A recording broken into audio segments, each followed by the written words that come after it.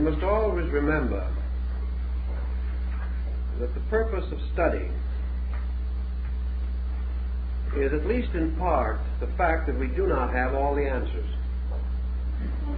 We are not attempting merely to communicate that which is already clearly known, but to search in the mystery and maze of the world's experience for things that are not too well known, in the hope of bringing clarification.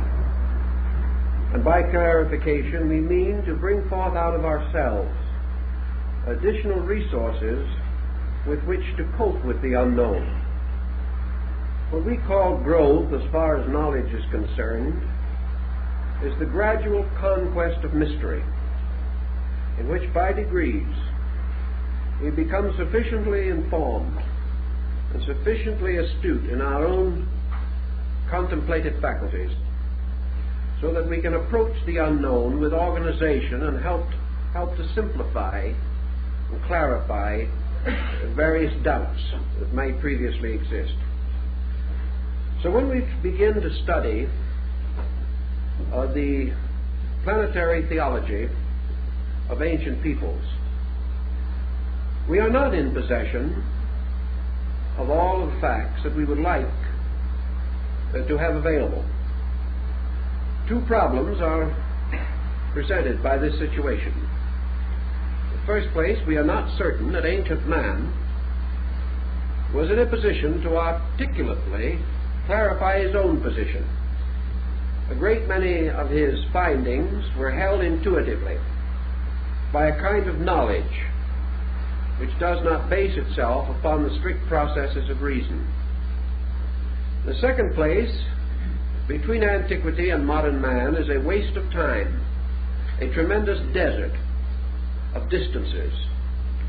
We are no longer able to think as he thought, to understand what he understood, or to build our conclusions upon the reasonable courses of events which were sufficient to his needs. Thus, between the uncertainties of origins and the additional confusion caused by the destruction of ancient records, and also by the loss of our true living knowledge of ancient languages, we must present certain reservations on this problem. But with this group of reservations, we have also certain evidence, by means of which we may reasonably deduce or even induce that certain things were almost certainly true. And perhaps by contemplating the network of symbols, we shall begin to appreciate or apperceive the principles behind the patterns which we can now contemplate. We must not assume that antiquity was all-knowing, nor must we assume that antiquity was all ignorant. We must recognize that there are things we know that they could not have known. But there were also things which they knew internally, which remain unknown to us because we are no longer naturally and internalizing people. They had certain interior illumination, which seems to have led them far in the search of essentials, whereas the outer light of our thinking has carried us vast distances into things not so essential. For instance, we begin our problem this evening with the problem or study of the seven deities, or as Plutarch refers to the mystery, the seven-rayed God. Why was the seven so vastly significant a number in ancient times? How does it happen that this number coincides with what the ancients called their planets, consisting of 5 planets we know today and 2 luminaries? These 7 bodies, in peculiarly close relationship to the earth and appearing to move around it, have for the longest period that we know been highly symbolical and highly significant in relation to theology. These 7 wanderers, these 7 planets, by the Egyptians, by the Persians, the Hindus, the Chinese, the Greeks, and many other peoples, particularly perhaps even the Babylonians, these 7 planets were always identified with 7 deities. These 7 deities, in all these different groups, divided and organized themselves in practically the same patterns. And the powers of these deities, regardless of the names by which they were known, were identical. Thus the number 7 comes to us with a tremendous and almost awe-inspiring pressure of validity. We know, for example, that there were 7 principal deities among the Chinese, but their astronomy seems to have been a little better than ours of the ancient world, for they had the 5 ancestral gods corresponding to the planets, and they also had 2 other deities corresponding to the sun and moon. You will remember at the time of the Annunciation of the birth of Confucius, 5 old men entered in a vision, carrying or leading among them the Kirin or Kiling, a magical animal, a kind of unicorn. And these 5 announced the coming of the great sage. At the time of his birth, it is said, these 5 old men were on the roof of the house in which he was born. Now, the Chinese emperors, for at least 2,500 years, have celebrated the mystery of the 5 old men. And they were definitely and distinctly the planets. These same Chinese people also intimated 2 mystery gods that were concealed behind other symbols.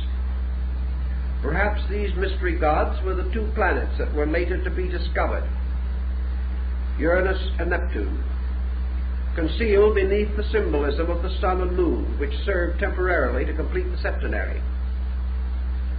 But we also know that in the Buddhist doctrine there were 7 primary Buddhistic powers.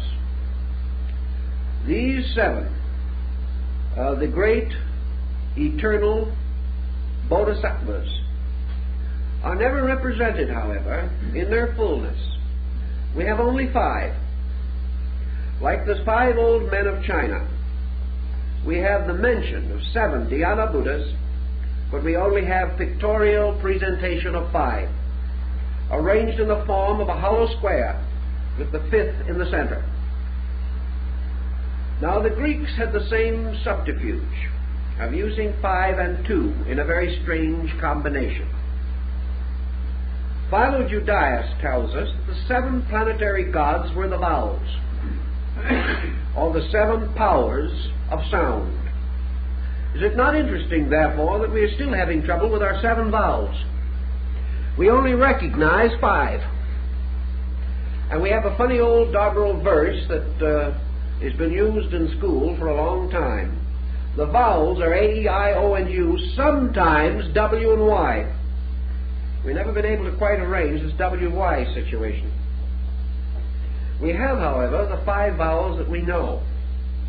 Researchers, even in so conservative a field as Dr. Rhimes, in his extrasensory perception research, follows the old belief that man has 7 senses, but we can only find 5. Again, 2 concealed. And we are told that these 2 concealed sensory perceptions relate to the extrasensory gamut, or perceptions that are as yet in potential, but not yet in potency, in the life of the average human being. Thus we have a series of strange 5s that fall short of 7. And this peculiar situation has continued even into the study of sacraments, where certain sacraments were for the laity and certain only for the priesthood. The ancient Kabbalah says that originally Moses wrote 7 books, of which 5 are the Pentateuch and the others are lost. The so-called 6th and 7th book of Moses that you can buy in paper bindings in some bookstores, this compound is a forgery, dating from the Middle Ages. But the 5 books of the law are said to have been only 5/7 of the original revelation. So this 5 again appears. And wherever this 5 appears, it has been tied to the planetary mystery. Now, if we wish to assume that the divine creative power was a septenary, let us consider for a moment what Pythagoras thought of the septenary. From the earliest studies of numerology, back in the classical period when folks really took it seriously, and at the time when it was applied directly to certain classic alphabets. And this is important because in ancient times men paginated and numeralized by means of letters, which we no longer do. Therefore pages were lettered instead of numbered, and every letter had its numerical equivalent, unvarying. We do not have this in English. But according to Pythagoras, the number 7 was the number of law. It was the number of the universe. It was the number of the gods and of the immutable principles which lie at the root of existence. Irenaeus tells us that one of the old Gnostic symbols of Christ showed the head of the Savior surrounded by a halo of 7 rays. These rays, assumedly, representing the 7 powers, the Messianic dispensation. We learn in the book of Revelation of 7 churches which are in Asia. And these, of course, carry very closely to the 7 chakras of the Tantric Vedantic system in India. And the moment we go into the problem of the 7 chakras, we come again into the 5-7 difficulty. Because our systems in Asia break up, and some systems insisting that there are only 5 of these centers, and the other systems representing 5 developed out of 7 and 2 in potential. So we come back to this strange number again. And this number constantly fights the struggle between the 5 planets and the 7 members of the solar system anciently known and recognized. On another level then, let us go back to our Egyptian religion, where we learn that Ptah, P-T-A-H, the potter of Memphis, the deity who fashioned the world upon a potter's wheel in the form of the egg of Seb, the great mother goose. By the way, a little tie-up to our fairy stories and our mother goose legends, because in several religions the world was created in the form of the egg of a mother goose. Rather curious. But folklore has stepped in and distorted these things almost beyond resemblance to the facts. But Ptah, who fashioned the world egg, similar to the world egg of the Greeks, which broke into the golden and silver hemispheres and gave birth to Castor and Pollux. But this egg, fashioned on the potter's wheel, was the work of the master builder, the master potter. And Ptah was the lord, governor, and presiding genius over the 7 Ammonian artificers. And these Ammonian artificers in Egypt were dwarfs, mysterious little beings represented glyphically as gnome-like figures, each of which held in its hand a bare knife, held in this kind of a position, upright knife. These were the knives with which the worlds were gouged out of space. And the 7 Ammonian artificers are said to have come out of the earth near the site of the Great Pyramid. They were the ancient ones, the formitors, the fashioners of things. And there were therefore among the Egyptians beliefs about the 7 creating powers or laws. In the ancient Kabbalah, the creating fiat or word was spoken in the form of the 7 vowels, 2 of which again were mystery vowels or secret letters which could not be known, and for the deficiency of which the great name could not be restored, captured, or preserved. In the Jewish early works in Genesis, we find in the opening chapters the Elohim. And the Elohim are the 7 creating powers of the great deity who is said to have fashioned the world in the opening chapters of Genesis. These are the spirits of God that moved upon the face of the deep. Their number was identical with that of the Harmonian artificers of Egypt. They were the powers or creating attributes released by the speaking of the word of creation. And this word was always a word composed of vowels. So we go back to the mystery of the 5-7 vowels. All these things point to some kind of a doctrine, which frankly and obviously is very difficult to trace after so long a time, but it meant something and had a very clear and definite bearing upon the entire structure of the universal organization as it was known to the ancients. Pythagoras, in defining this mystery of the 7, goes on to relate it to the 7 powers of universal generation. And in explaining this, he tells us, and Plato later corroborates him, that the soul was a numerical mystery patterned in the geometry of 7. That the soul of man actually consisted of 7 parts and an 8th sphere. Now this 8th sphere also arises in the ancient religious doctrine. The 8th sphere appears in the Gnosis, and in the recent discovery of Gnostic books in Egypt, probably the most important religious find in the modern world, far more important than the Dead Sea Scrolls. Well, these books, incidentally, were found earlier, slightly earlier than the Dead Sea Scrolls, but are not as well known. In this Gnostic collection, we have a very great deal of information bearing upon the esoteric use of numbers and of the various deities and principles that are represented by them.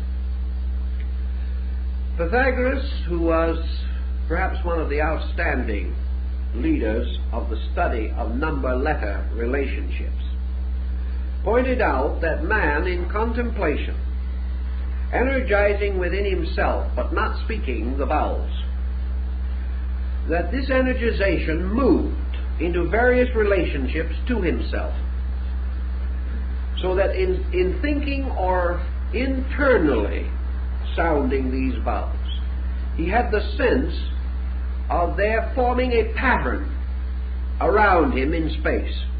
Some of the vowels have to be thought or sounded above, others below, some before and others behind, some in the center. These vowels naturally by their sounds produce patterns that are of the greatest importance. In the Pistis Sophia, and the Book of the Saviors, and the Gospel of Truth, the great Gnostic writings, we also learn of this 8th power, or 8th sphere, from above below. And this 8th sphere is called the abyss, or the dead world, or the world of darkness. And the 8th sphere is our planet, thus supplying to the ancient a mystery, which in the Gnostic ritual is sometimes called the abortion. It is the abode of the fallen spirits, and it is also, as Pythagoras pointed out, the sphere of generation. So he bestowed upon the 7 energies of the soul an 8th power, which he called the power of generation. The 8th power of the soul being that which precipitates it into body and creates its association with physical and material things. Thus the 8th planet and your Yezids of Iraq, your various sects worshipping the diamond peacock, also know of the mystery of the 8th sphere. And we have intimations of it and hints of it in many places. We find it in Christian religious symbolism, where the Virgin, clothed with the sun and carrying the man-child in her arms, is standing upon a globe. This globe is the eighth sphere which is beneath her feet, just exactly as it is presented in the Gnostic rituals. Now, if you go back to Revelation for a moment, you will come to the seven lamps and the great figure that moves among them.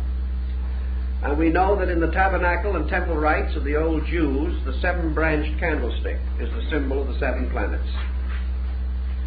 All this shows a tie. It shows this tie returning. I talked to some of the medicine priests among our southwestern Indians. To them, the planets also have peculiar meaning, although these Indians do not appear to be aware of any astro-theological symbolism such as we know. Still, these planets are superior beings. And why a light in the sky should so universally be so regarded, where it has no correspondence in human experience, can only tell us that either there was an ancient diffusion of this knowledge, or that man has intuitively developed it within his own psychic nature. And it is possible that Pythagoras being correct, and that man possessing a soul, which is archetypally sevenfold in principle, that this sevenfold archetype forces man to contemplate everything outside of himself in terms of a septenary. He cannot escape the incessant demand of discovering seven around him, because he moves from a point of seven within him. Such might sustain some of our thinking, and so we proceed to some of the theological systems and devices by means of which this particular and peculiar pattern is revealed to us. The seven great gods have always played their dominant roles, and each of these deities has had a common purpose or reason for the symbolism that has arisen around him. A very good description and discussion of this will be found in Godfrey Higgins' great work, The Anacalypsis, which is probably one of the most exhaustive and, for most readers, exhausting study of the subject that can be discovered. But Higgins, who had a monumental capacity for analogies, traced through practically every religion of the world, not only to discover the septenaries, but also to discover the numerical equivalents of the names of deities, so that these in turn could be fitted into this essential septenary pattern. His attainments in this direction, or in these directions, were outstanding. Do we have, in our experience, certain patterns on which we can build?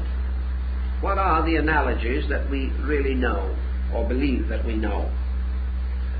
Let us begin with one of the luminaries that perhaps will offer itself for our early contemplation.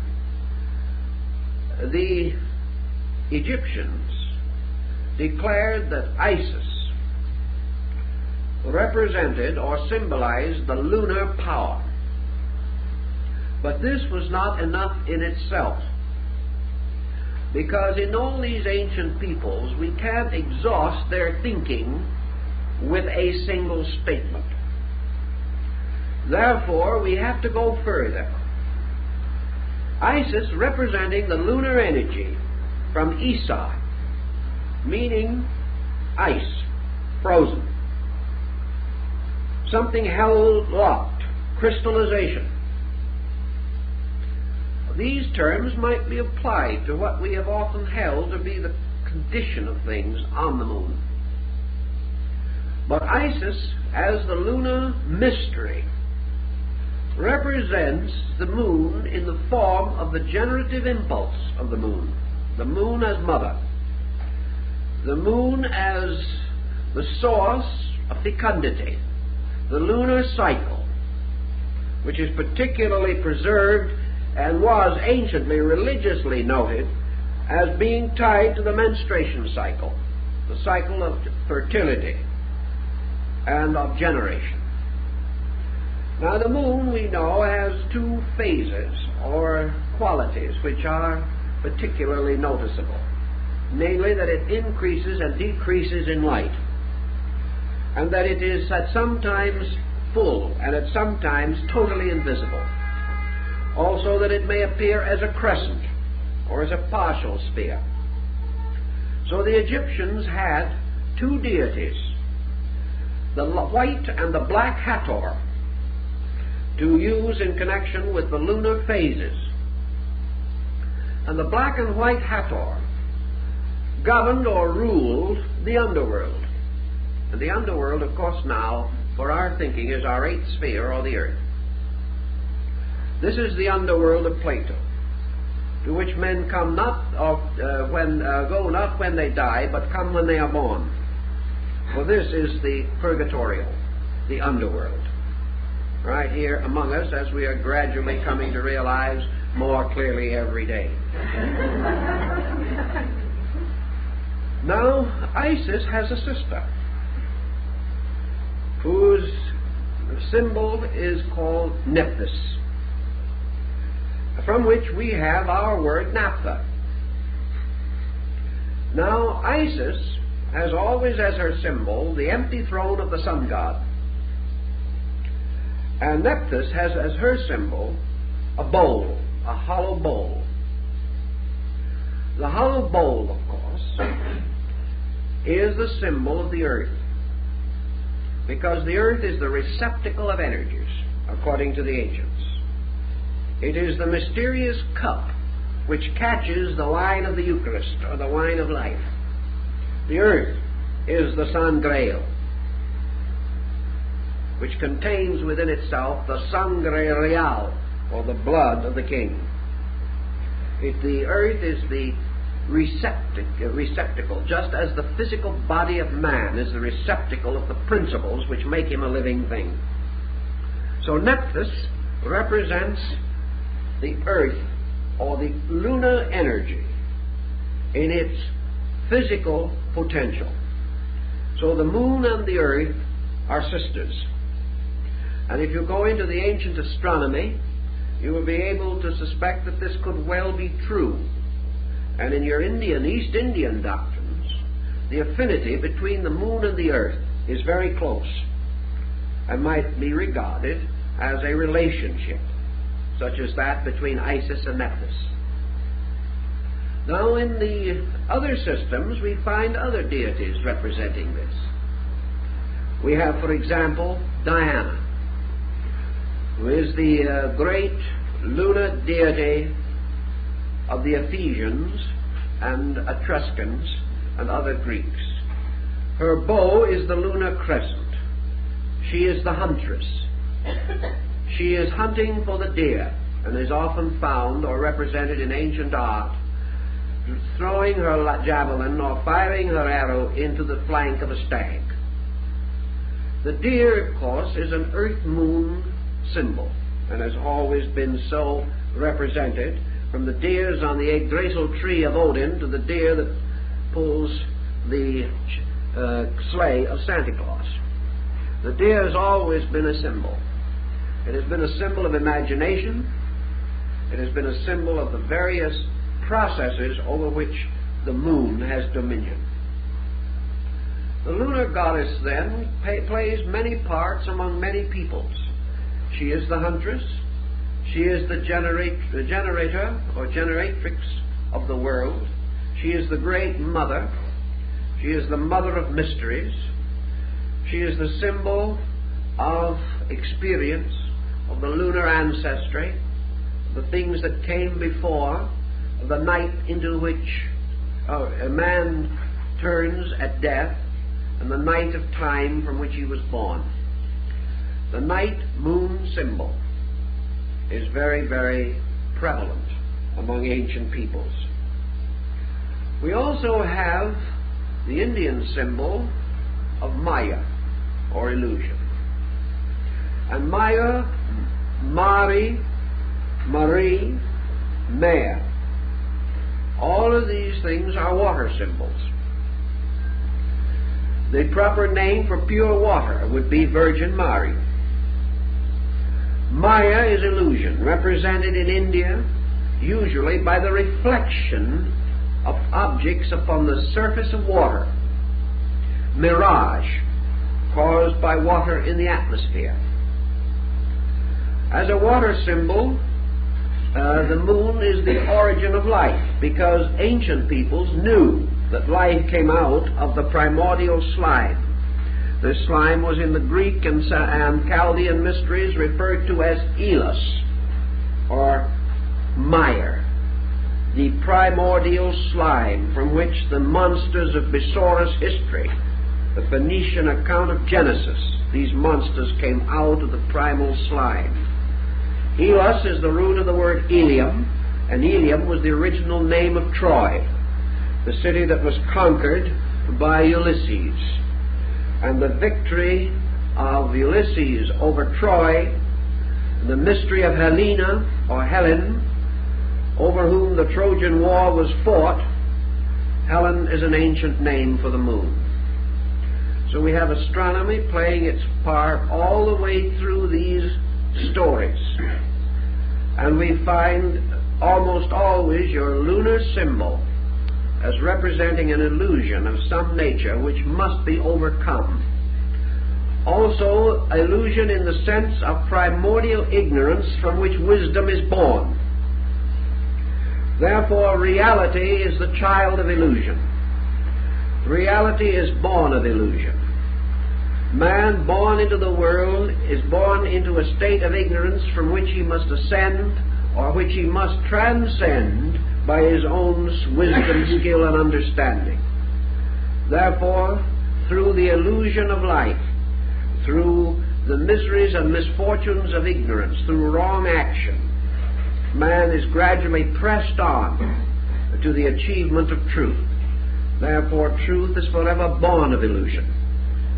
And it is also the radiant light born of the mother darkness, the light that shines in the darkness, and the darkness comprehendeth it not. So in other legends and in other peoples, we also find this story of the moon divinity. We have, for instance, the interesting note that when Michelangelo made his magnificent heroic figure of Moses, he placed lunar horns upon the forehead of the great lawgiver of Israel. No one knows why this occurred.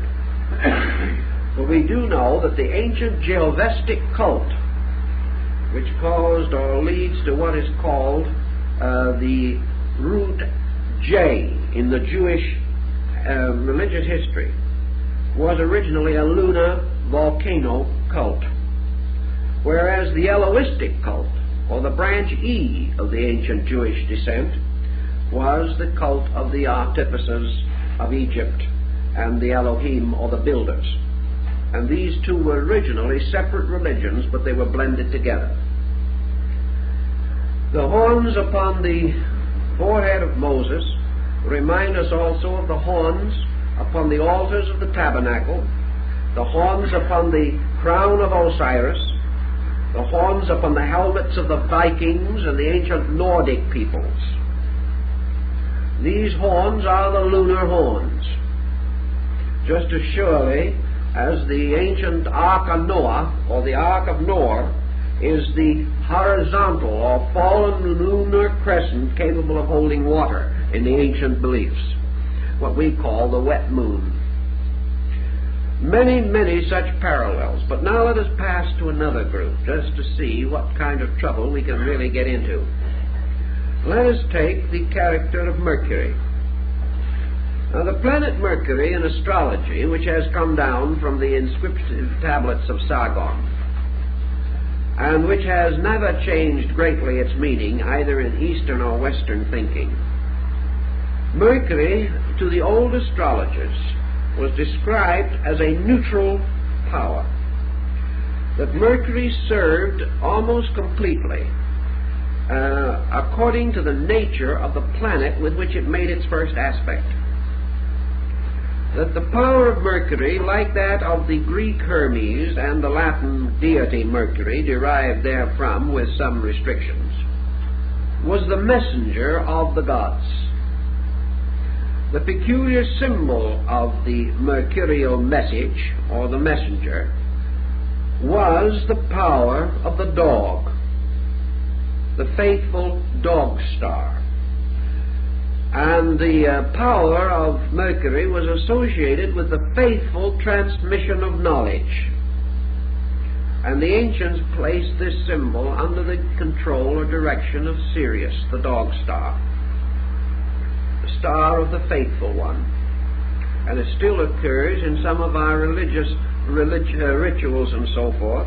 And in the Quran, one of the animals that was permitted to enter heaven was the faithful dog that went into the cave with the seven sleepers of Ephesus. Now, the seven sleepers of Ephesus is another interesting legend relating to the seven and this recurrent number. In this case, the seven sleepers, the seven powers of the soul, and the faithful dog, the body, all went to sleep together.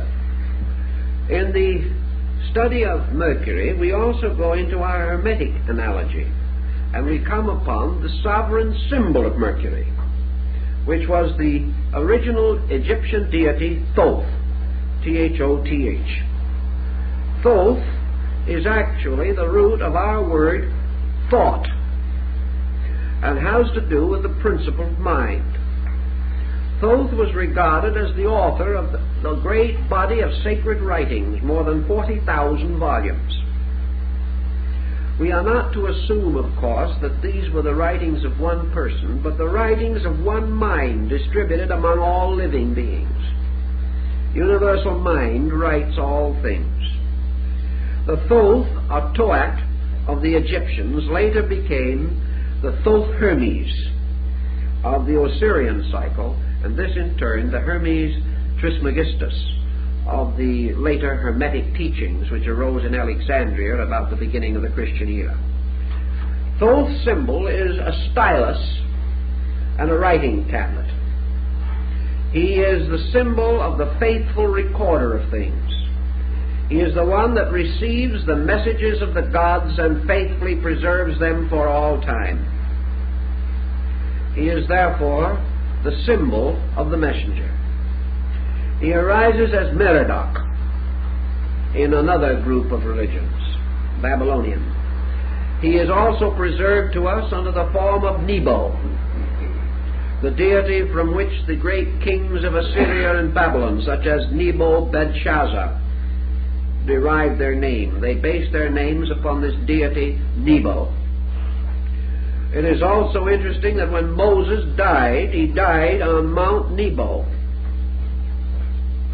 And Nebo was the Mercury of these people, also represented with the stylus and the writing tablet, and in the Babylonian cuneiform described as the Lord of the writing table. The Lord of the writing table. And Moses died upon Nebo. And Moses himself is remembered particularly because of the two tables of the law. These analogies get dim in interpretation, but the roots of them are very important. In India, the planet Mercury is called Buddha. And this is another very interesting situation. Mercury is also associated with the day Wednesday in the Nordic mysteries, associated with Odin or Wotan. And Wotan again occurs among the Quiches of Central America as their ancient navigating deity. Mercury or Buddha is represented in one of the Indian Buddhistic paintings as seated in the midst of the planets, acting as their messenger or servant. Buddha's power as Mercury therefore ties with the possibility of the philosophy of mind. And we know that Buddha, from the beginning of his ministry to the end, preached the danger of the wrong use of mental energy. Mercury in modern astrology is said to show the relationship between the mental energy of the individual and his ability to express himself through the sensory perceptions. Mercury, therefore, rules the five senses, which Buddha calls the five hindrances. Buddha was locked to the struggle to the death, practically, with the problem of those parts of man's constitution which are under the control of Mercury. Thus the religious symbolism and the philosophical symbolism tie together. The 7 days of the week, of course, are another interesting example of the septenary. And in the septenary we have another curious point. If you go around the world following the sacred days, you will find that for one of the religions of the world, every one of the days is sacred.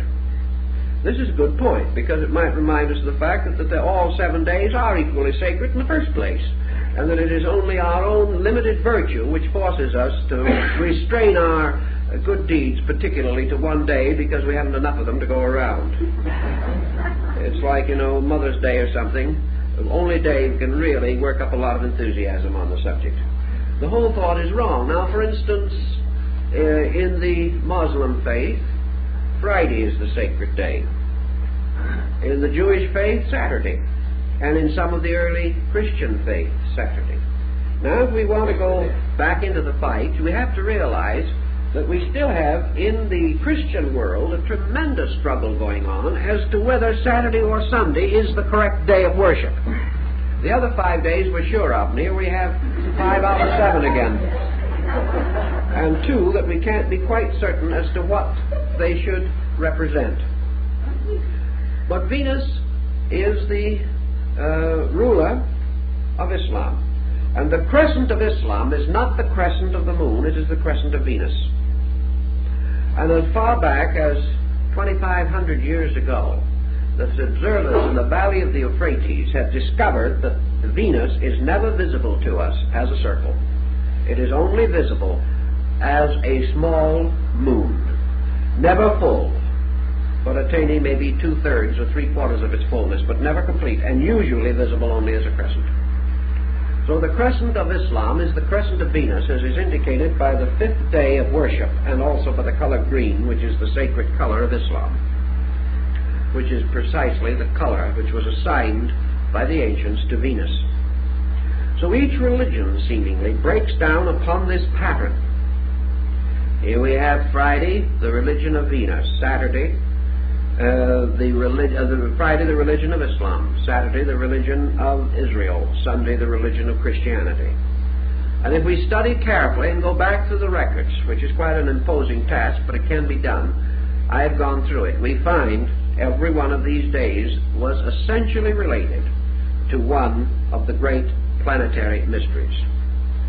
Now, you have seen perhaps, or at least have read in the paper, the story of the 7 wonders of the world. I'm sure if you saw the picture, you are as completely uninformed on them as you were before. It was a nice idea, but it did not quite gel. Too much economy in the wrong places. But anyway, we do know there were 7 wonders. And we do know that these 7 wonders, whether anyone recognized it or not, were the 7 wonders of the 7 planets. Now let's just see how that worked out. We'll consider the wonders of the world. Remember now the key words of the 7 planets in astrology. Saturn, the ancient symbol of death. Among the wonders of the world, the mausoleum of Halicarnassus, the great tomb, built in memory of the dead. The next one, Jupiter in the planets. The Olympian Zeus, one of the 7 wonders of the world. The next one, Mars, fire. The Pharos of Alexandria, the great lighthouse.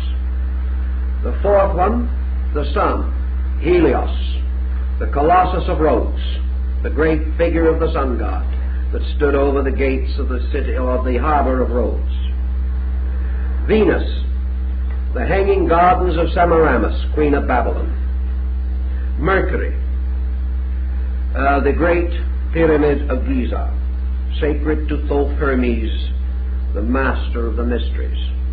And the moon, the temple of Diana of Ephesus. These were the 7 wonders of the world. Diana, a moon goddess. So every one of the 7 wonders, built by different peoples at different times, were by some strange circumstance dedicated to a different deity, never overlapping, and these 7 correspond exactly with the planets. And there can be no question that somewhere underneath that there was an intent or design of some kind. Again, your septenary, and of those great remains, those great monuments of antiquity, only one remains, the Great Pyramid of Giza. The others have vanished in the waste of time, and we know their places by legend only. We believe that part of the old ruins of the Hanging Gardens of Babylonia may exist, but we are not certain. So here again we have what were called the pentacles, or the magical devices of the great creative septenary. And it would seem to me that developing of this idea might have been very interesting in connection with this motion picture that I mentioned, because it would show an ancient knowledge of astronomy and would also have revealed the mysterious fact that these various nations and peoples of different beliefs and of no great friendliness among themselves had all united to adore the seven powers of the soul. And each had chosen a different one. And each had chosen the one that was related to his own religion, showing that at that time there were seven of these groups, each worshipping one of the seven planets, powerful enough to undertake and complete the enterprise referred to under the story of the wonder, which one of the seven wonders it may be. So here's another case where these planetary symbols have moved in on us. And we can keep on going, and we can find them in Polynesia. We find them among the Eskimos. We find them everywhere. And out of these symbols, we come by degrees, as in the case of Mercury, to the realization that we are dealing with basic or symbolic principles, that there is a relation between the sensory perceptions of man, the races of man, the continental diffusion of human culture, the species and the types, genera of living things, all of which are capable of septenary division, the different philosophies and schools of ethics, morality, all of these great structures fit together to form one basic concept. Now, in your ancient Greek music, you had the same problem. You had seven musical modes. You had the seven strings upon the Orphic lyre. You had the seven basic forms of Chinese music.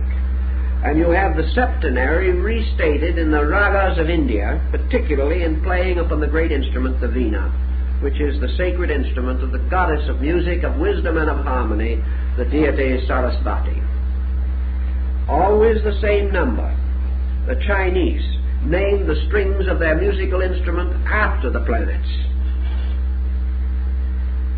If, therefore, this number continues and falls along as we have suggested, we cannot question that the ancients held these points to be valid, that this analogy was real and purposeful to them, returning to the seven styles of architecture, the seven liberal arts and sciences, the seven sacraments, the cardinal virtues and the deadly sins, the seals of revelation, the trumpets that sounded, the lamps upon the altar, and all these mysteries, always identical in principle.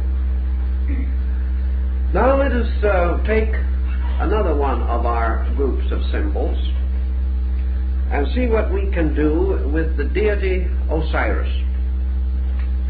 Osiris, we are told, rules the underworld. You all know, we've written about it and talked about it many times, the legend of Isis and Osiris as it is contained in the account by Plutarch, one of the best and one of the earliest authorities that we have. We know that after his cruel martyrdom, Osiris descended into the underworld to become the Lord of the quick and the dead. We know that his throne was set up in Amentet, the subterranean world. And here, with the attendance of his sister, wife, Isis, and her sister Nephthys. He became the judge in the great weighing of the soul. Plutarch tells us that Osiris is the subterranean sun, that he is therefore the light that shineth in darkness, and the darkness comprehendeth it not. This light which shines in the darkness is the night sun of Apuleius, who saw it blazing beneath his feet when he entered the sanctuary of Proserpine. Paracelsus tells us that there are 3 suns in the solar system, that every solar system has actually 3 sun structures or solar structures in it, as represented by the trimuta of the Hindu. That there is the spiritual sun, which is in the true center. That there is the psychic sun, which is in the northern focal point of the ellipse, and there is the material sun, which is in the southern focal point. And the mental or psychical and the physical sun, called by the Persians and Hindus Asura and Asura, the true light and the false light, Ormuzd and Ahriman, the good angel and the fallen angel. These are the 2 suns which fight for control over the human soul. They must ultimately be reconciled in the true radiance of the spiritual sun, Ahura Mazda. So we have the 3-sun mystery. And the terrestrial or subterranean sun is the physical sun that we see in the sky, because it is that phase of the solar mystery which is concerned with manifestation of material life. Thus this is the infernal sun, or the lower dark sun, that we see and which we regard as supernally brilliant. But this is the sun which feeds only body, but concealed behind it is the psychic sun which feeds souls, and ultimately the spiritual sun which feeds all things. This story is again contained for us in the transfiguration of Jesus, and the statement, of course, is preserved in the Bible, where it is said, "My tabernacle is in the sun." This mystery of the sun and the solar rite comes down to us in the Osiris cycle. For Osiris is the light of the underworld. And in man, this light of the underworld corresponds to the solar energy within himself, with his heart, and with the life principle, as it is physically disseminated through his constitution. Now in man himself there are 7 organs, 7 vital organs, which the ancients associated with the 7 planets. The heart, which is the center and the archetype of the body, is called in Buddhism the Saptapana Cavern, or the cave of the 7 rooms or parts. For the ancients recognized 7 structures consisting of auricles and ventricles and related parts. And of course the auricle in the heart is also the oracle of Delphi, for it was from the heart that the great oracular manifestations were revealed. As the man thinketh in his heart, so is he. The heart is therefore the oracle, placed in the center of man's earth, which is, of course, the omphalic stone at Delphi. In this mystery also, the Hindus tell us that there are 7 parts of the brain, and Albertus Magnus gives us also the septenary division, that the 7 planets are posited again in the brain as their polar positive extremity, and that also, as the earliest researchers indicated, there are 7 sections of the human eye, and that every part of the body is septenary. We know that there are 7 important ductless glands forming the endocrine chain, which still represents the most mysterious structure of the body, And I was talking to a doctor not more than 3 months ago, and he said, yes, we still think in terms of the 7 ductless glands, although we have a tendency to gloss over it, for the reason that we understand 5 and know nothing of the other 2. We have the same problem again coming up.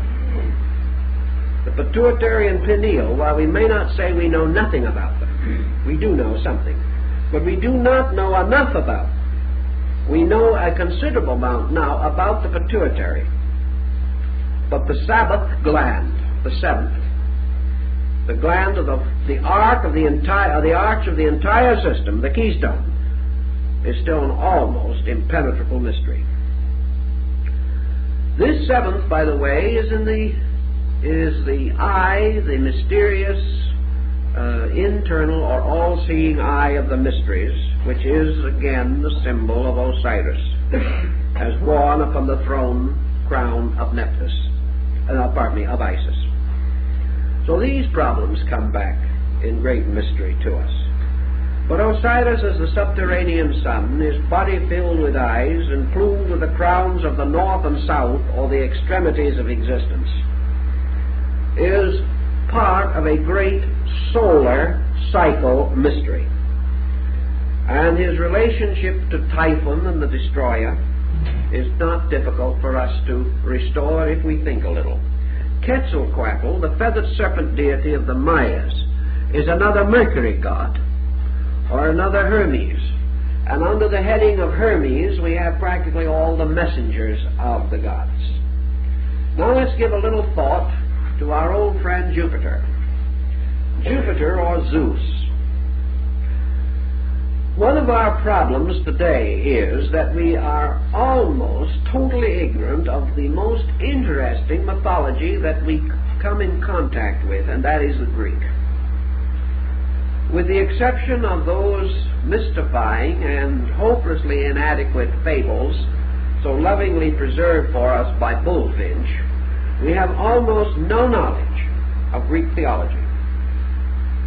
We have some fables and legends of Jupiter riding around in space in his chariot, or changing himself into a bull and carrying away Europa.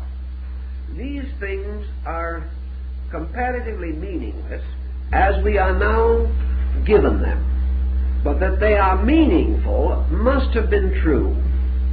Otherwise they could not have held the admiration and respect of a people. For the creative power of the material world, the demiurgus, or artifact, or artificer, the builder of the material world of things. Zeus is divided into 2 other deities, Zeus Poseidon and Zeus Hades. Both Poseidon and Hades, the water and underworld deities, are aspects of Zeus, or belong to his order. Therefore, the Greeks tell us there was a celestial Zeus, the one sitting in the heaven with the thunderbolt. There was an aqueous, or terrestrial Zeus, Poseidon, lord of the seas. And there was an infernal Zeus, Hades, keeper of the underworld. And these 3 were the aspects of the mundane creating power. And these 3 aspects give us the 3 objective worlds in which we exist. Zeus, therefore, in man psychologically corresponds in many ways to the rational ego. Zeus can be compared to the mind united to the ego principle, and therefore becoming the ruler of man's underworld, or the personality. Zeus is the archetypal legislator of personality, ruling the world from the personality downward, and constituting, therefore, in his 3 aspects, the mental, emotional, and physical attributes of man. Also, these attributes as we find them in the universe. Man being only a miniature archetypal pattern of something greater, or a miniature of a greater archetypal pattern. If we begin to study these points, we shall see that our astro-theology forms a series of keywords, or keys, by means of which, through simple symbols, we can arrange all the patterns and designs of the creative processes of life.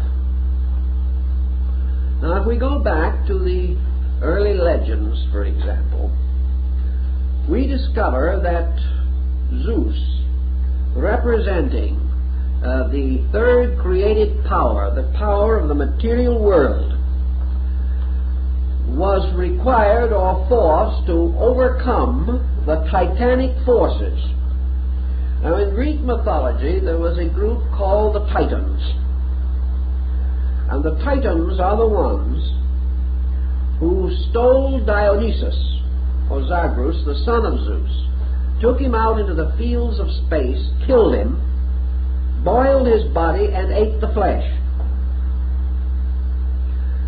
And when this occurred, Zeus, becoming aware of the smell of the fire in which they were cooking the body of his son, turned his attention, his one eye, which, like the eye of Otan, was the eye that saw all, turned this eye upon the Titans in chaos, perceived their crime, and launched his thunderbolt upon them, in which he destroyed the 12 primordial forces. He then took the ashes of these forces, containing within these ashes the burned blood of his own son, and from these ashes formed the bodies of mankind. Therefore, man contained within himself the 12 titanic principles and the blood of Bacchus, the blood of the atonement. For the wine of the Eucharist is the blood of Bacchus Dionysus, the god of the vine, represented usually bearing the vine or grape wound staff surmounted by the pine cone, which of course was the symbol of the endocrine chain, with the pineal or pine cone gland at the upper end. Dionysus, therefore, becomes the blood of the god in man, and the sacraments and ceremonies relating to this are part of the Greek mystery of the Eucharist. Now, in this situation, the Titans, astrologically and astro-theologically, represent the primordial power of the 12 constellations. They were the Titans. They represented the great field of space in which a solar system is to be fashioned. The Titans, luring Dionysus out into the mystery of space, slew and devoured him, or the power of the constellations devoured the light of the sun god, the progeny, the projected sun power. The solar mystery then slew with its rays, the thunderbolts, the titanic power, and fashioned from the constellations the body of man. And we have what? The little cut-up man on the almanac front, with a fish under each foot, and a lamb over his head, and a twin on each arm, and a crab on his chest. Really a most disfigured creature, but still highly symbolical. This was the old-fashioned zodiacal being, whose body was composed of the zodiac, and whose soul is derived from the blood of Dionysus, the only begotten of the creating power. We have another group of symbols rising in the legend of Castor and Pollux. We are told, for instance, in the primordial Greek myth, as is preserved for us in the Theogony of Hesiod, the great creating or creation myth, which almost everyone interested in these subjects should read Hesiod. We are told that in the beginning there was the eternal power, the eternal being, undimensioned, unlimited, and that within this power were two root principles, the Pythagorean duality in unity. And these two powers were called ether and chaos. Ether was of the nature of love, and chaos was of the nature of place, unorganized. motion of ether upon chaos, or of love upon place, caused ether, which was eros, the principle of love, or life, or energy, moving upon the mystery of space, caused the whirling of space. Here we have the same principle with the Nordic mystery of the frost giants and the fire giants on the edges of the great cliff of Gunungaga, and throwing their flames and hoarfrost into the abyss, they united and fashioned out of fire and frost the whirling form of Ymir, the primordial place giant. In the Greek system, the struggle of ether against chaos caused motion. This motion ultimately became a great cyclic motion, or a curved continuum. The turning upon itself formed ultimately the great field of the world egg. In due course of time, the world egg burst open. But perhaps before we get to this, which is a very dramatic episode, we could leave you in suspense for a moment as to what is going to happen, and mention something else about the egg, which I think is very interesting. Namely, that this egg was divided into a northern and southern hemisphere, of which the northern was gold and the southern was silver. Remember the use of the egg symbolically, and the colored Easter eggs by the Druids, and still the use of the sacred egg at Easter by the Greek Orthodox Church, in which the presiding priest gives each member of the congregation an egg as the symbol of the resurrection. Now this is an interesting thing, because the use of the egg symbol goes back to the serpent egg of Britain and the Druids and many other mysteries. But anyway, we have restored the idea now that our egg had a gold and silver hemisphere. In due course, this egg burst open, and there came forth out of the egg Phanes, the great principle of objective existence. And Phanes was a deity with 5 heads. And these heads resembled those of the cherub of Ezekiel, except that there was an extra head. This is not so different from the mystery of the Vedas in India, because when the light of the Vedas burst upon the world, the Vedas were said to have possessed. Now the Vedas, remember, are the Hindu law. And we are acquainted with 4 Vedas. Now, according to the ancient Hindus, the 4 Vedas form the heads of the law. But no matter when you look at these 4 heads, there is always a 5th head in the back that you can't see. So actually the Vedas consisted of 5 works, all of which are known, the 5th being called the Black Veda, or the hidden one. Now the 5th head of Phanes is also hidden, but it exists. And the 5 Vedas and the 5 books of the Mosaic Law are both Pentateuchs, or 5-fold books. And Phanes represents the 5 powers of the true planets out of the 7 which we have previously mentioned. Now Phanes, bursting forth out of the egg, became the Cosmocrator, the blazing forth of the primordial form of the universe itself. The 5 heads are again the 5 Dhyana Buddhas, which blaze forth out of Adi Buddha, the supreme basic consciousness of the world. In the case of Phanes, from this power, or from Phanes, in turn, was born Uranus, the lord of the sky. And the 2 hemispheres of the egg, which had been broken apart, formed the superior and the inferior worlds. And it is said in the Old Testament also that which was, though the waters which were above the heavens were divided from the waters which were beneath the heavens, or the firmaments. And the upper half was the heavenly world, and the lower half was the natural world.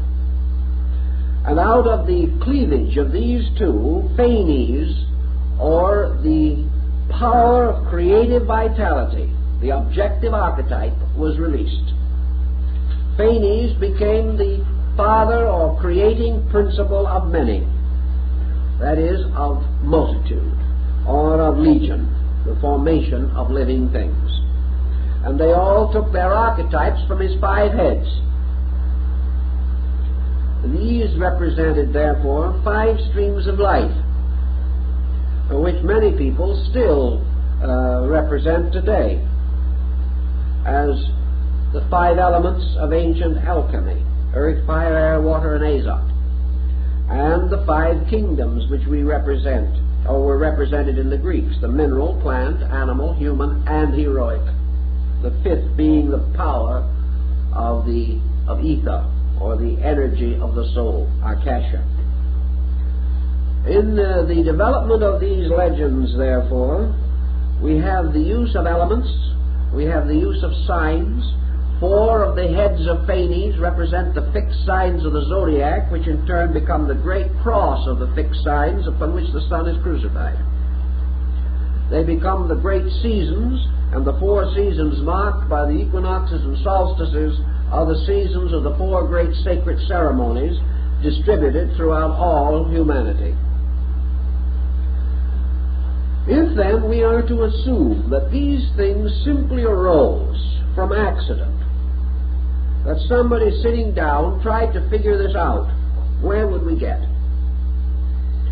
It is, first of all, absolutely necessary for us to assume that many peoples, at different times or at the same time but greatly separated by cultures, by interests, by attitudes, by distances, came to the same conclusions or received a similar indoctrination and were equally impressed therewith, itself almost miraculous.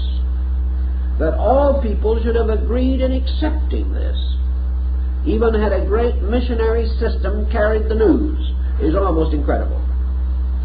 Because it would have meant to uproot earlier doctrines that these people already possessed. But what were the nature of these earlier doctrines as far as we can find them? In China, the earlier doctrines behind the rise of the great system of the kings, and I don't mean rulers, I mean the books, the kings, like the Shu King, the Tao-Te King. These great books, which began from the reign of the Emperor Fu He, the earliest historic emperor, we know from the legends of China that prior to this, the Chinese people venerated the stars and built their great system upon the stars. We know that when Muhammad entered Mecca and overthrew the idolatry that was there, he was attracting the ancient religion of the Near East, particularly of Arabia, Persia, and what we now call the Eastern Mediterranean. And this religion was Sabianism, the worship of the stars. We know that the earliest faiths that we have of Egypt indicate that they were preceded by an astronomical cult. We know this was true in the valley of the Euphrates. In other words, all of our religions as we know them rose among people who had previously worshipped nature, the heavens, the earth, the seasons, and similar sidereal phenomena. When the great Arya migrations in India moved down from the Trans-Himalayan area across the Indo-Gangetic plain to occupy India as we know it today, they moved in upon the Dravidian culture which already existed there. And Max Muller says the Dravids worshipped elements, planets, and stars. So Indian culture, as we know it, arose in an environment previously controlled by star worship. How does this happen? Where was this star worship? These people were not astronomers as we know them. They did not have the equipment. They could not have known the universe as we know it today. Yet their background was the worship of heavenly bodies, elements, and things of that nature. Several groups of researchers have tried to solve the basic mystery that this presents. And we always come back to the same inevitable. namely that the impression of these patterns arises from the constitution of the human being himself. Therefore, within the psychic field of man, as Paracelsus so broadly hints, there must be a concept according to the number 12, the mysterious dodecahedron, or 12-faced symmetrical solid, which to Pythagoras was the symbol of the universe. This has to exist as an archetypal energy symbol within the human being, the ultimate recognition that all things that happen within 12, or within a 12-fold diffusion of potential. And that this 12-fold diffusion of potential, the eternal space, has as its symbol, space equals 12. Now, how it equals 12, our own intuitive nature may not tell us. But when man thinks space, or man experiences space, he receives the instinctive impulse of 12. 12, therefore, is the absolute symbol of potential in number, and was so accepted by the Pythagoreans. Potential is that which rests forever in abscondita, or within itself, invisible, unknown, unchanging. And space, eternity, being, unconditioned, must archetypally, psychologically, be signified by 12. The motion of potential into potency, the emergence of things, causes the 12 powers to burst forth into the form of a septenary. And one of the greatest mysteries of ancient Hindu mathematics was the possibility of dividing the 7 creative gods equally into the 12 creative powers without a remainder. And that was a fine mathematical problem, and it was solved. It is possible that 7 can be distributed evenly through 12, and at the same time neither the 12 nor the 7 fractionalized in any way. This was one of the old calculations of the Hindus. I've seen the calculation made. It can be done. But by this means, therefore, 12 eternally moving into 7 causes a septenary, no two parts of which are the same. Therefore, no one of the septenary contains the same relations of the 12 elements, nor all of them. Thus we have 7 basic potencies, or powers, which are the objectifications of the 12 potentials. And this moving from the state of 12 in suspension to 7 in projection constitutes creation. Creation, therefore, emerges as a septenary. Now, the septenary in this case is mysterious for 2 reasons. And in order to understand this mystery, we must again go back to our ancient peoples. We know that they recognized 5 elements. And we know also that they recognized man as consisting of 5 parts, yet they always call him a septenary. And in order to create the septenary in the personality of man, it was necessary for the Hindu to divide the emotional nature of man into 2 parts, and the mental nature, giving a septenary involving 2 forms of mind, higher and lower, and 2 forms of emotion, constructive and destructive. But this was not the original intention. This was again the blind, or the subterfuge. In the creation of a solar system, according to the ancient Hindu astronomers, each of the planets has 5 bodies, and they share together the 6th and 7th bodies of the sun. Therefore, the sun has a field of energy surrounds the planets, and the sixth and seventh body of each planet is part of the solar body.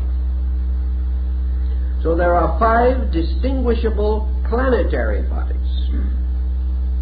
And the sun then has its own 2 indivisible natures or qualities which permeate the other 5, forming again this mystery of the 5 and 2. Because the 6th and 7th bodies of planets are not individualized, but are within the 6th and 7th orbits of the solar mystery, or in the womb of the sun. They are not born. Only suns are born. Planets are embryos. Therefore, no form of life on a planet can transcend 5 levels of development without moving from a planetary to a solar focus. Thus, the 6th and 7th Buddha to come are secret. The 6th and 7th senses are secret. The 6th and 7th vowels are uncertain. Always the same symbolism. And in this, the ancients used the sun and moon as the parents of the world, the marriage of the sun and moon producing man, as symbols of these 6th and 7th bodies, which later will be clarified through the release of these perceptions after man attains the 6th and 7th level of consciousness within himself. But the fact that man must accomplish this by universalizing his own nature is indicated in Buddhism, Hinduism, even in Christianity, for universal consciousness, cosmic consciousness, true development of illumination, or the complete perfection of the mystical experience, means that the consciousness of man moves from the 5 planetary levels which can be reached for the senses to the 6th and 7th which belong to the sun. For the sun is the Messiah and the mystery center of the solar system, and the 6th and 7th degrees of consciousness have to transcend matter, whereas the other 5 are within the power of matter. So these calculations were made long ago. We wonder sometimes how they were made, but they were. And they have survived to influence every thought we have had since. Now some will say, and perhaps with a measure of sense of justification, therefore, that when we explain all of this, we are only going to explain the way man thought in the first place, and we still have no way of knowing whether it's true or not. That even if man had all these conceptions, are these conceptions valid? I think the answer to that lies again in our effort to understand how these conceptions came into existence. What is validity? Is validity to be based merely upon a physical scientific approach to a subject which cannot be so approached, and for which we have no instrument of any kind? The moment we transcend the phenomenal experience of living, we are out of the sphere of science. We can go far off into space and hunt for the orbits of other planets, but we are still on the level. We are not escaping from the 5 zones which belong to planetary consciousness. To escape from those zones, something has to happen inside of us. We have to find the mysterious door in heaven, which John found, and proceed out of the sphere of effects into the consciousness of causes. This is your 6th and 7th mystery. And in the human being, the 6th and 7th part of his own energy field he shares with all other human beings. That is why it is possible for man to attain not only brotherhood but identity. This brotherhood cannot be attained on the lower levels, but if man has a certain experience of consciousness, he can become unified with all others of his kind, because in every species the 6th and 7th part of the septenary constitution is shared by the entire species. Thus we all move from individuality to universality as we ascend. Man seeking for these integrities, for these values, can therefore only find them by the personal experience of these causes. So this brings us to another interesting group of analogies.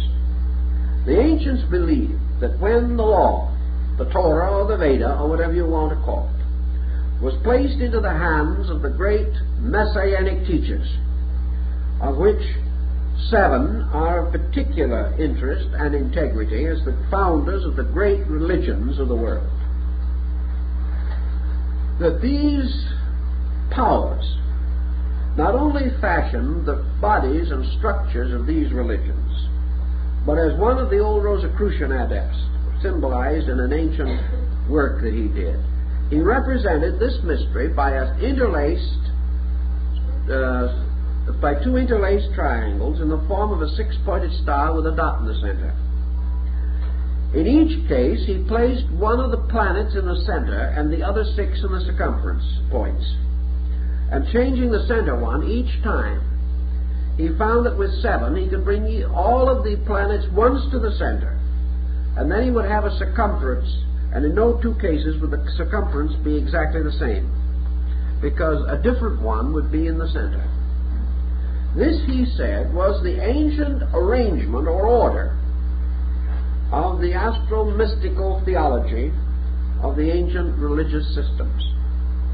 In antiquity, they did not have religions as we know them today divided into 4 or 5 great name groups. Religion in those ancient times consisted in the veneration of certain deities, and many peoples, not even speaking the same languages or knowing each other at all, worship the same deities. But altogether, there were approximately 7 of these major religious motions. Each of these religious motions, like the 7 wonders of the world, had a different core point. It was moving on a different member of this septenary body. I was mentioning this but long ago when someone pointed out, but Life magazine says there are not 7 great religions, there were only 5.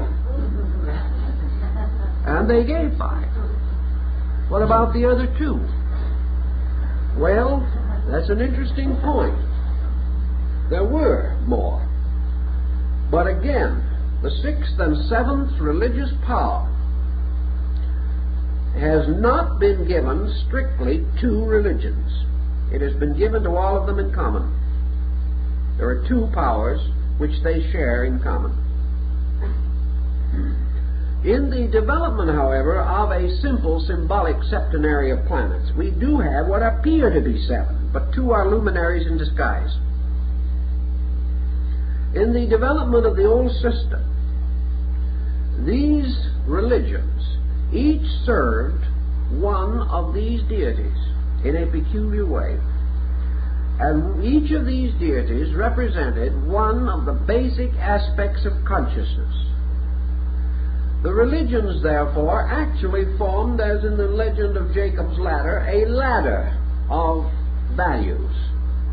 For each religion was like a chakra in the great Kundali system of the meditating deity who fashioned the world.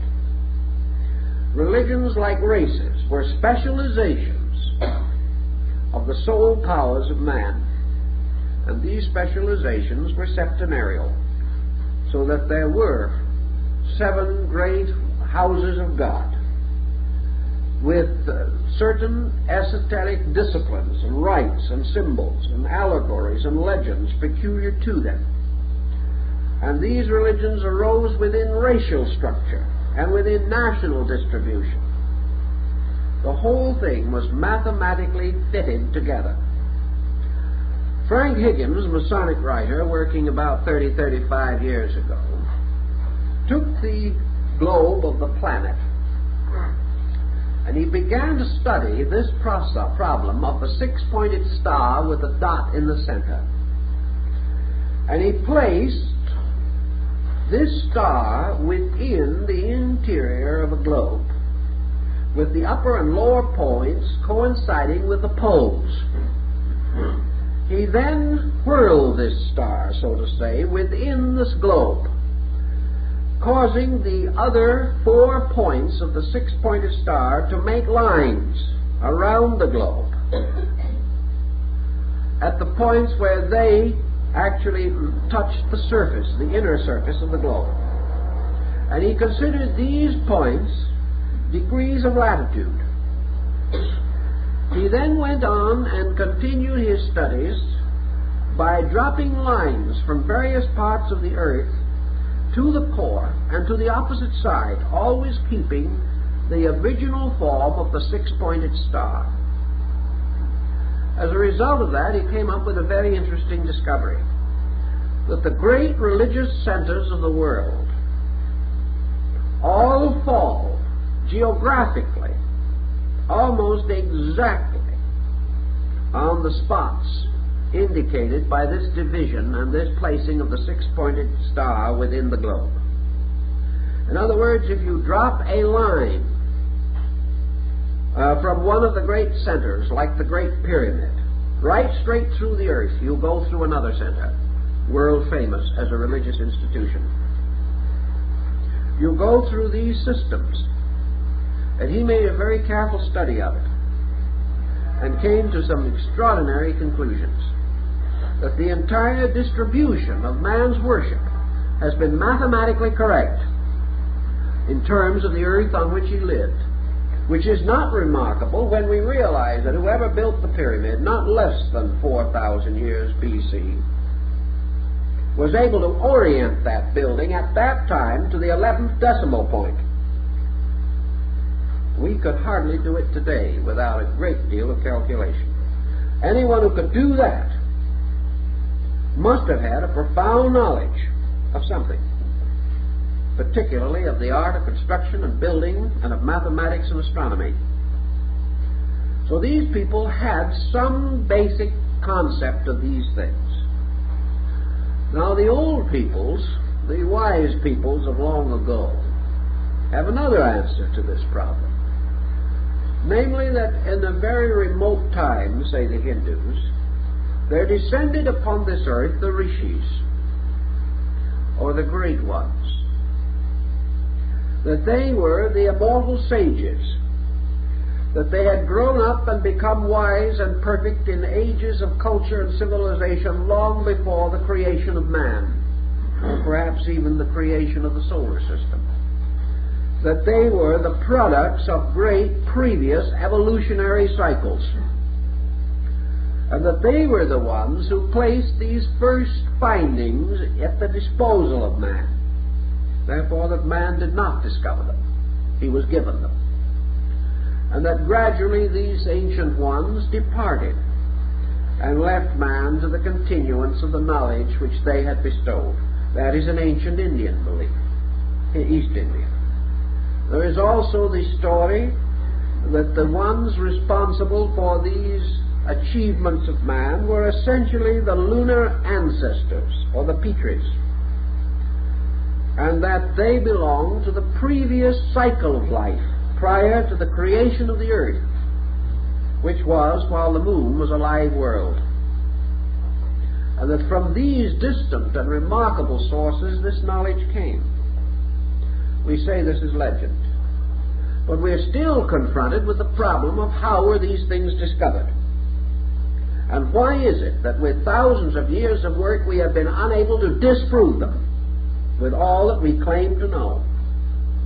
And that step by step, as we move forward, we go back to Plato, back to Pythagoras, and back to these ancient calculations. We have our choices. We can psychologically say that these ancient ones, the rishis and the sages, represent the potential of our own superconscious. We can say that before man developed his own sensory institution, which we call personal consciousness, while man was still without an objective integration such as we know, that he was still not ignorant, because the preconscious, or that which came before the objectification of his present intellect, contained so much more than his present consciousness is capable of estimating. Man's consciousness, like the little nursery rhyme, sort of came out of the everywhere into the here. And it knew much more when it was everywhere than it does now. Therefore, that man's superconscious or preconscious state was one of extraordinary intuitive awareness, and that the so-called rishis, the ancestors, the ancient teachers, were really his own superconscious parts. And that while he was still without intensive physical integration, these internal resources were available to him. He could consciously know inwardly, because what the Tibetan calls the eye of the Dhamma had not closed. We had not locked inner vision. Now, assuming psychologically for a moment the possibility of this line of thinking, let's see what has since happened. For the last several thousand years, man has gradually been developing a colossal neurosis. And this neurosis, as anyone realizes who thinks about it, is an abnormal situation arising from false thinking, false standards of value, and misuse of energy. All these things together add up to make the trouble. This neurosis places man under such a pressure of objective intellectualism that he can't even keep quiet. His mind has become a tumbling ground for whimsies. He is full of notions and opinions and very few actual dynamic facts. Let us assume, therefore, that this great objectification of man, in which his internal moved outward to meet the pressure of environment, has developed a kind of mask, a persona, in which he has built a wall of defense around himself. And behind this wall, he has passed into a state of intensive frustration and neurosis.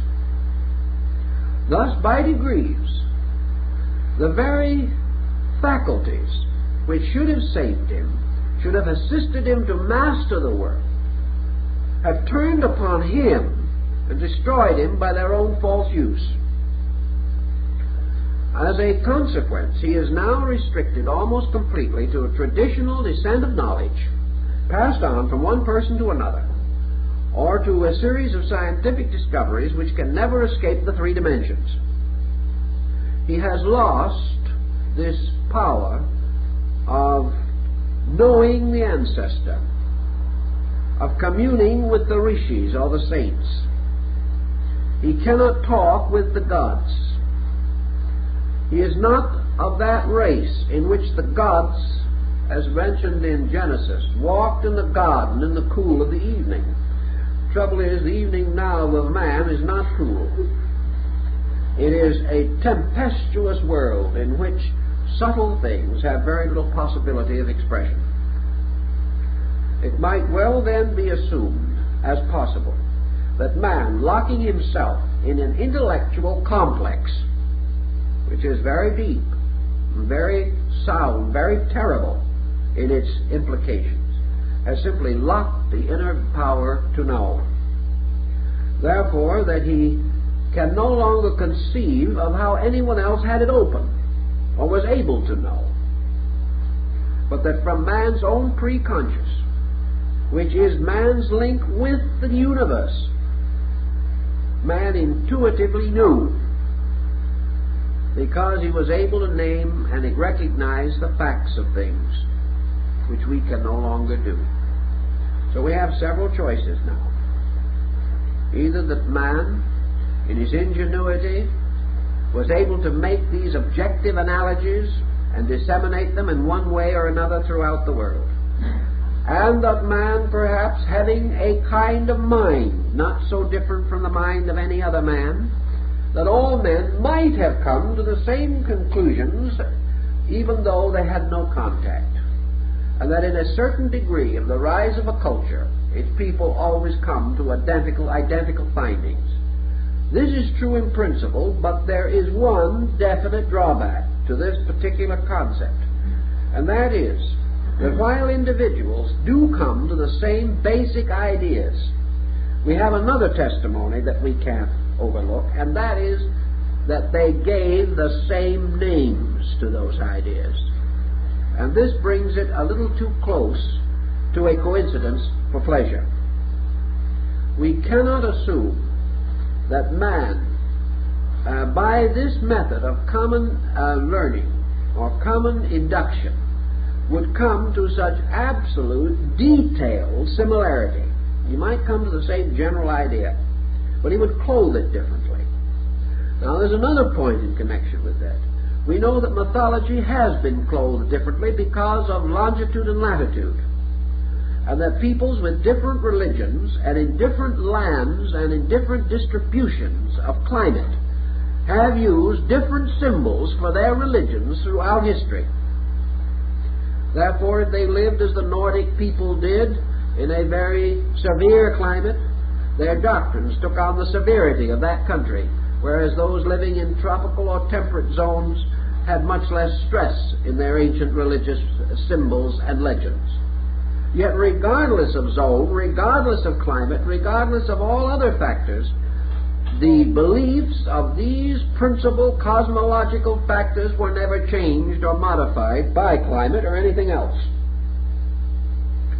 Also, there is a very interesting situation in which the astronomical phenomena of the earth, seen from different points, differs. And yet, the symbolism which is developed by these different people is the same and has not been deflected by these historical, astronomical, sidereal differences. So we have to go even deeper than this to find the answer. And the only answer that we seem to be able to locate is that man's solar system is a cell, it is a structure, it is a witness to law. That the ancient analogies of the Hermetic doctrine were basically correct. That man can understand the solar system because he is one. And that the solar system can be experienced by human consciousness because man's consciousness is a miniature of it. And therefore that man has within his own awareness that which is analogous to everything outside of himself. Thus, through the study of his own nature, he can come to grasp the laws by means of which universal motions and energies are maintained. Thus, he can experience a structure vaster than himself because the pattern is identical. The difference is quantitative, but the qualitative factor is the same. And Pythagoras pointed out in his mathematical studies that when quantities differ sufficiently, we suspect the difference of qualities, but this is not true. But that quantitative differences obscure qualitative identities. But actually, qualitative identity always exists. Thus man, by extrasensory perception as we call it today, or by intuitive knowledge, possessed prior to the obscuration of consciousness by sensory development, might have been able to archetypally know all things and name them according to their true natures. Then when he finally went to sleep in objectivity, these subjective things passed backward into a kind of dream state.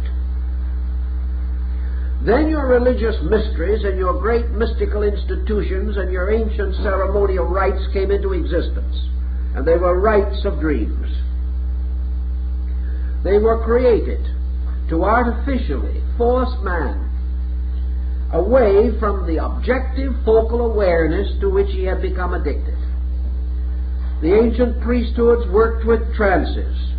They even used narcotic drugs.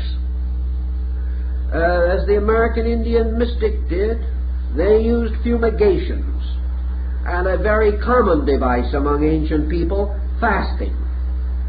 by means of which the sugar content in the brain was reduced, causing the tendency to psychic phenomena. But all of these things that were done, like the reveries of the psychological analysis, were disciplined efforts set up by religion and philosophy to release the preconscious state of man's knowing through initiation, through ceremonies and rites, so that man could again attain the availability of the true knowing locked behind false knowing. If such could be conceived to be the case, I think we would then understand this archetypal system and recognize that our so-called astro-theology is simply a shorthand system, a system of symbols, by means of which the individual, by using symbols for ideas, can mathematically and geometrically restore the basic formulas of existence. And he has warmed these formulas beyond mathematics by bestowing upon them not only number, but moral, emotional, mental, and ethical dimension, conveniently doing this by creating divine beings to symbolize number.